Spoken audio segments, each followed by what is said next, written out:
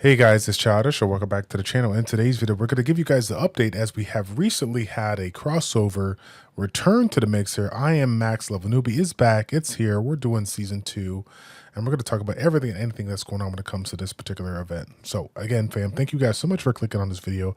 I appreciate your all support as always. If you want to see more content like this down the road, you all know what to do. Like the video, subscribe to the channel, and of course, hit the notification bell so you guys know when the next video drops. So without further ado, let's go ahead and do what we do best here. So again, guys, looks like they took a page from the previous event, running the roadmap event here, similar to the one that we had prior to. So I am the max level newbie.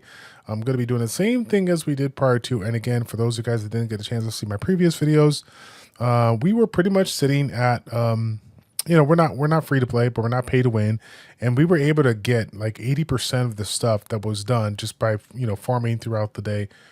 Farming throughout the 2 weeks that we had it here. So we got a little over, 18 days, which is a good amount of time. And again, I think there's going to be obviously some things that I want to lean into as far as what to get first, what to get last. But in today's video, I just want to give you a brief overview, and then we're going to go back to the drawing board and give you guys that priority list in the upcoming video. So that being said, though, the next thing you got just mentioned here is, of course, the check-in. This is something that they offer every single event. We got a couple of rewards that we've seen in previous ones here. As you guys know, Kang J was in the previous one, but we do have a new pet in the mix among some other, allies or whatnot here that are actually from the physical category. That's pretty excited for those of you guys that like to do a physical build here. So outside of that, new season pass or whatnot, pretty much the same standard stuff that we've had for a while here. But ultimately, we got a couple of new things from the current collab, and of course we have some old things that came back from the current collab. So let's go ahead and take a look at it. So the first thing that I want to talk about is the older skill that came back here. This was a earth-based skill that people at that time gave a lot of love to and said this is just one of those really good skills out there. But from what I had gathered, it was one of those skills out there that you really want to see shine until you get it to that AA max, kind of like most skills out there. But ultimately, it is back, it is here. I'll be curious to see if people still value it, considering we just had Mana Blast come through, and people have seen what that can do at A. But it is an option for you if you guys didn't get a chance to get it last time here. So that'll be something to kind of look at too as well here. So I'm taking a look at the new skill that just recently dropped here, Tomb Grave's right arm. So we got ourselves, looks like an AoE ability that's going to be starting up for 3 seconds, and that's a respectable amount. I think 3 seconds is a good amount here. But more importantly, I want to take a look at some of the AA3s and AA8s here. We got the additional shockwave. This kind of reminds me of like an Armageddon per se for that A3, but the A8 increases damage by 500% and increases the caster attack by 100%. Like this seems pretty broken, I'm not gonna lie.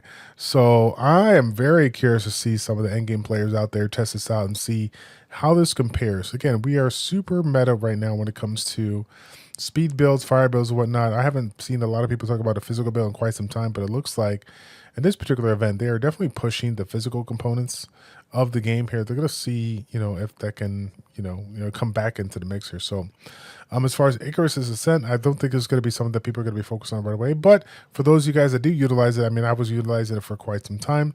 I do like the A3 on this one at least, so we can get that attack buff here as well. As this was one of the skills that provided me an alternative to using the Overload, which is another common free-to-play skill that we use. Hydra, I'm sitting there at A2, and I have no motivation to kind of get this one going here. Mind you, I'm sure somebody will correct me in the chat if I'm wrong, but yeah, I'm just not really focused on that. That being said, though, the 3 different allies are back in here. We got King J, we got Teresa, and we got Alex. Now, Alice, I'm very, very happy to see yet another opportunity for people to get this one.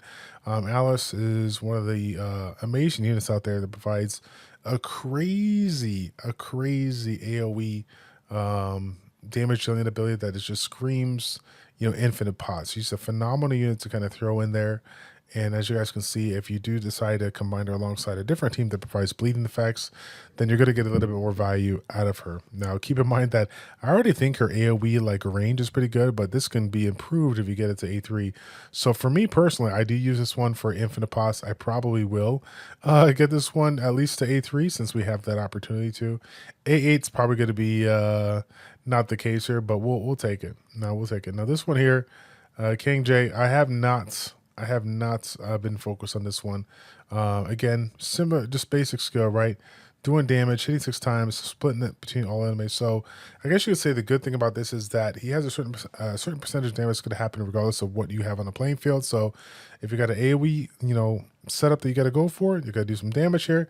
If you got a single target ability that you're gonna, or sorry, if you're gonna, single target boss fight, you're gonna be able to, do all that damage to it all. So I mean, mind you, I have not seen anybody at this point at the time really say, "Oh my God, this thing is hype. This thing is OP. You need a max skill it." But we'll have to wait and see what the community says now that they got another opportunity to go and level it up here. Now, Teresa, when she came out, this one was the go-to unit to get. The defense and the all element was big.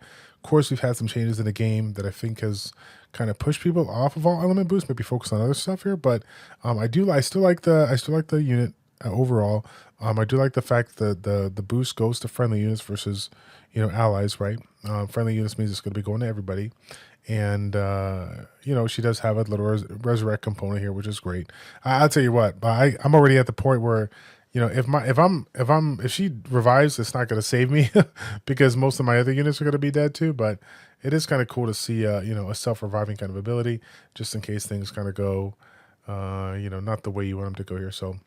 But yeah, those are the 3 main units that are going to be available for you. And then, of course, I would be crazy not to mention for all of my fire meta players out there, Vivet, again, a very, very popular unit that they're providing the fire boost, providing the fire res penetration. This is definitely one that people will consider to build here. So if they haven't already, this is going to be another opportunity to get it up there. And again, for my free-to-play players or casual players, definitely see if you can get this one at A3. But if you can't, it's all good. At least get a copy of her if you don't have one already. Now, Annabelle, we've had this one for a hot minute. I'm actually surprised that I haven't really messed around with her. But again, it makes sense, right? She's a water build. Essentially the water version of the Vivet. Again, similar to her, A3, instead of fire boost, we got water boost. And then A8, instead of fire res pen, we got water res pen. So very, very similar, if not identical, to Vivet here. And again, I like what they're trying to do. Clearly, fire boosting, receive damage, fire res penetration. Those are all great components here to improve the overall DPS if you're rocking them out on element team. So it's good to see that the company is trying to give a couple of more options so that people can go ahead and mix it up and try new things here. So the Eye of Truth is back and in good form here. Again, a phenomenal relic for those of you guys that haven't got it, focusing on the efficacy boost. Now, of course, there's been a couple of them that have come, past this one that, have made an argument to be in that top 6, top 7 here. But I do believe that Eye of Truth is still up there.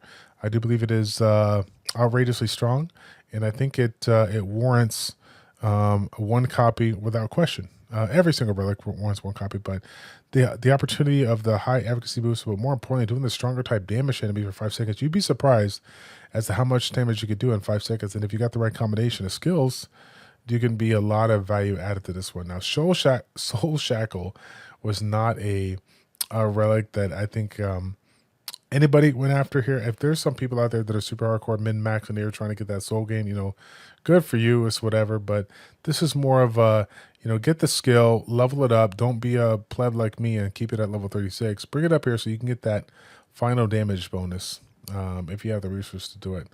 Fighter balance skill, another skill once again that people definitely took advantage of here.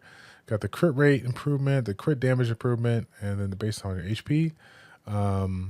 You can get a little bit more crit damage here as well. So if I recall correctly, I think I was using this when I was running a Tyrant Sheath build because, again, it is focused on the character stats versus the ally stats. I don't really use it all too much now because I've just decided some really, really good relics come out. But, I mean, overall, it's still a pretty good relic, so I'll have to wait and see this, if people like, kind of go back to it and kind of go from there. Going into the pets category here, we do have another new pet going on here, the mythical pet Goguma, providing the crazy amount of damage and providing a reduction on the physical reg. So again, just another way of providing some reduction to get some additional damage over time. And as you guys can see kind of from the trend of this particular collaboration, they're really pushing a lot of the new stuff, the physical skills, the physical allies, the physical pets, a lot of good things here. Of course, we got the Russell for those of you guys that didn't get a chance to get that one pet. And then, of course, we got Butler Chomp here for those of you guys that didn't get a chance to get the water version of this one.